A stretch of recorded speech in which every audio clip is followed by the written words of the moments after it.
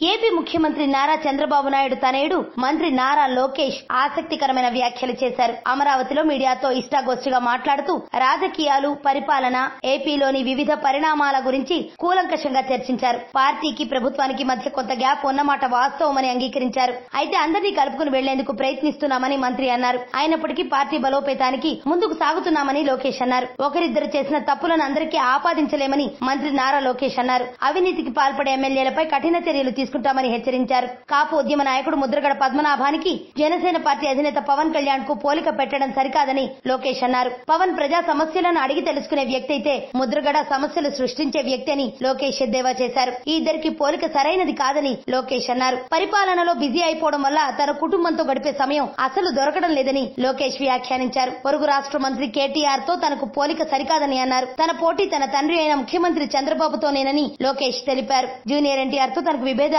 లేవని లోకేష్ క్లారిటీ ఇచ్చారు. ఈ విషయంలో అనవసర దుష్ప్రచారాలు జరుగుతున్నాయని ఆయన అన్నారు. ఈ సందర్భంగా వైసీపీ అధినేత వైఎస్ జగన్మోహన్ రెడ్డిపై లోకేష్ విరుచుకుపడ్డారు. ముఖ్యమంత్రి సీటు గురించి జగన్ కలలు కంటున్నారు కానీ రౌడీ షీటర్ మనస్తత్వం కలిగిన జగన్ కు వచ్చే ఎన్నికల్లో 25 సీట్లు కూడా రావన్నారు. ఎన్నికలు ఎప్పుడు వచ్చినా తెలుగుదేశం పార్టీకి 140 సీట్లు తమకు వస్తాయని, రాబోయే ఎన్నికల్లో ముఖ్యమంత్రి పీఠం చేపట్టేది నారా చంద్రబాబు నాయుడేనని ధీమా వ్యక్తం చేశారు. నంద్యాల ఉప ఎన్నికల్లో తమ పార్టీ గెలుపు ఖాయమని ఆయన తెలిపారు. నియోజకవర్గాల పెంపు గురించి తమకు నమ్మకం ఉందని లోకేష్ తెలిపారు.